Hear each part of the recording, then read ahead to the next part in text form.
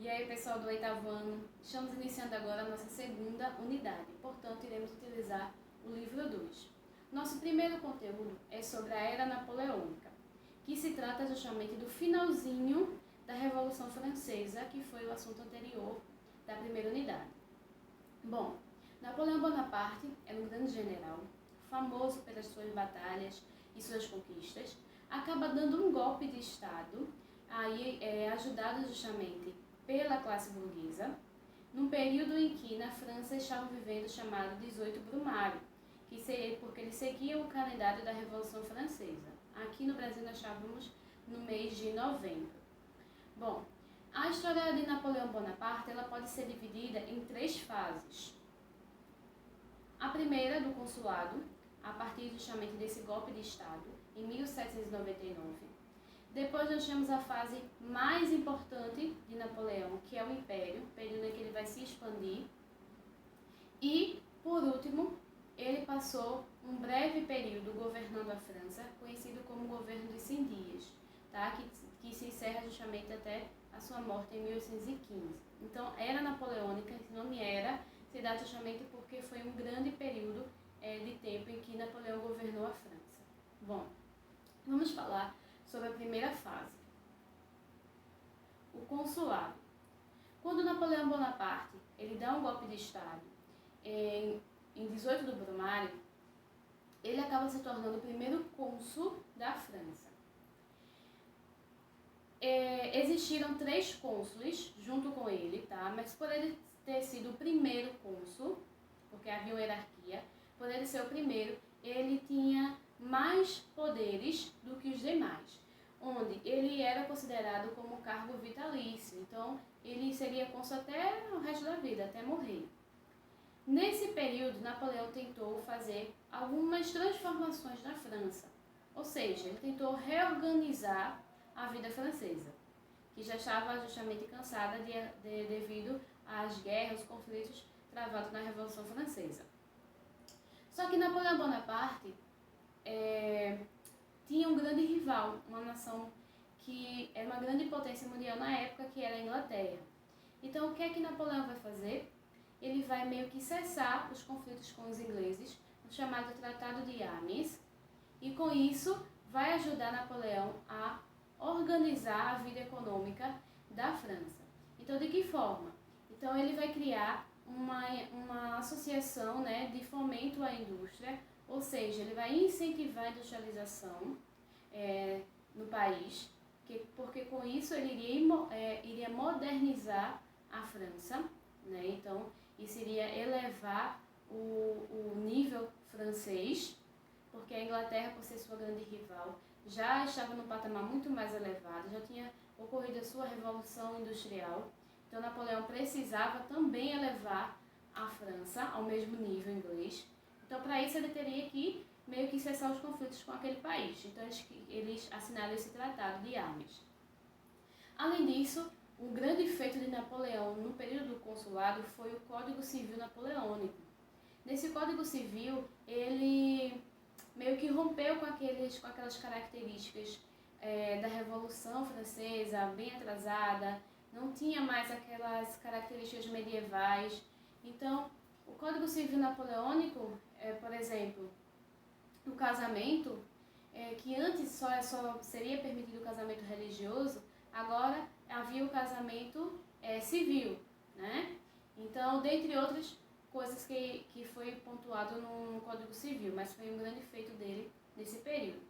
Além disso, ele rompeu os laços com a Igreja Católica, num momento chamado de Concordata, tá?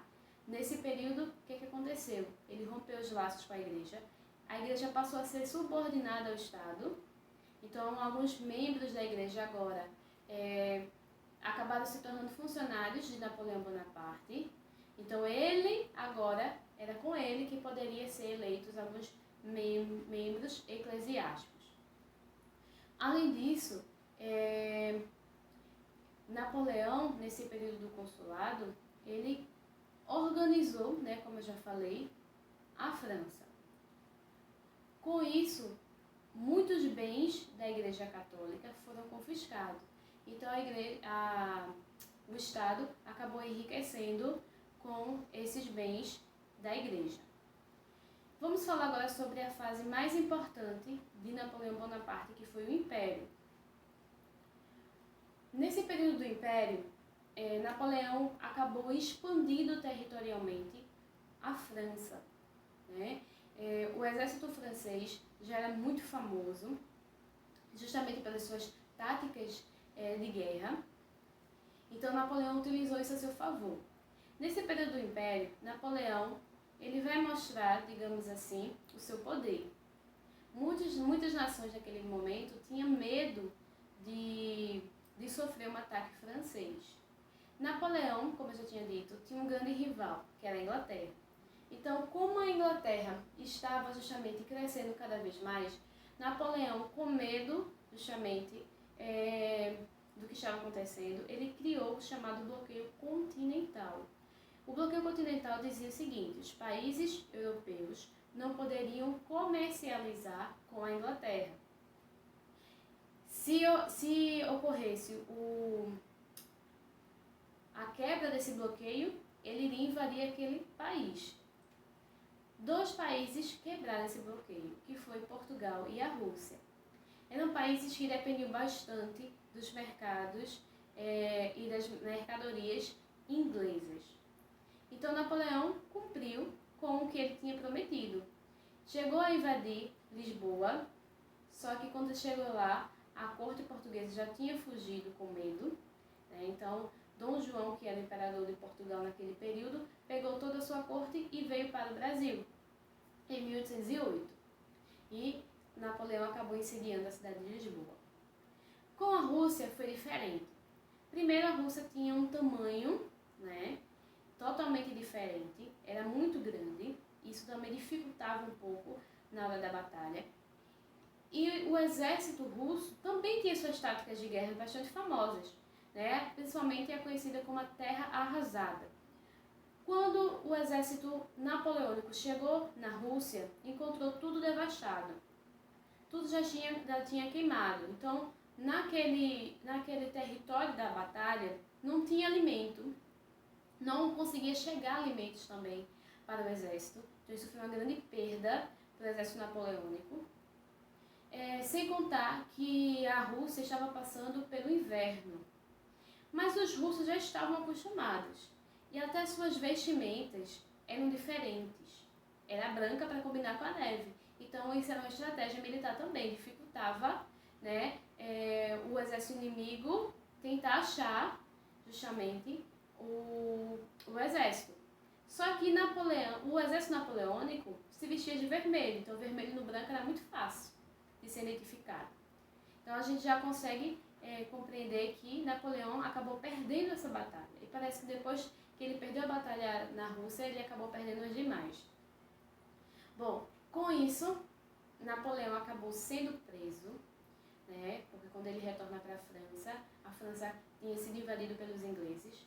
Quando ele retorna, ele acaba sendo preso, vai ser levado para uma ilha, mas de lá ele consegue fugir. E quando ele soube que a França estava também tentando novamente ser invadida pelos ingleses, ele acaba retornando, né, porque ele havia fugido, ele retorna para a França e tenta reorganizar o exército francês. Nesse curto período de tempo, ficou conhecido como o Governo dos 100 Dias, onde ele governou por apenas 100 dias. Nesse momento que ele tenta reorganizar o exército, ele tenta também invadir um território inglês. Só que dessa vez ele vai perder definitivamente. Essa batalha foi a Batalha de Waterloo, a última batalha dele. Como ele acaba sendo preso, ele tem que se render aos ingleses. E é mandado novamente para uma prisão que ficava numa ilha, lá na ilha de Santa Helena. E de lá ele passa seus últimos dias, acaba morrendo com 51 anos em 1815. Então, esse período era napoleônica, vai de 1799 até 1815. Então, foram muitos anos. Por isso, era napoleônica e não período napoleônico, tá? Bom, quando Napoleão é preso, países europeus se reúnem, tá, no chamado Congresso de Viena, E qual era o objetivo desse congresso? Era justamente de restaurar o absolutismo. Esses países europeus haviam sofrido justamente com a Revolução Francesa, porque a Revolução Francesa serviu de exemplo para outras nações mudar o seu regime político. Muitas outras acabaram tomando esse acontecimento francês como exemplo. Então esses países se reuniram para justamente tentar voltar o regime absolutista em seu país ou em qualquer outra nação. Então países como Rússia, Áustria, Prússia acabaram se reunindo no Congresso de Viena. Com isso, eles criaram a chamada Santa Aliança, formada justamente por 3 países, Rússia, Áustria e Prússia. Nessa Santa Aliança, eles criaram o chamado poder de legitimidade, ou seja, os países deveriam ser entregues às monarquias anteriores, tá? De uma forma resumida, voltar ao seu sistema absolutista. Além disso, esses países também tentaram reorganizar o mapa europeu, onde muitos países tinham sido tomados pela França. Então, houve aí uma divisão, né, do território europeu, e os países que tinham sido tomados pela França acabaram sendo voltados para os seus territórios de antes, tá? Então, países acabam também sendo criados. Então, houve uma reorganização do mapa geográfico europeu, ok? Então, esse é um breve resumo sobre a Era Napoleônica. Não esqueçam de ler o livro didático de vocês para melhor compreensão. Então, até a próxima aula. Por hoje é só. Tchau!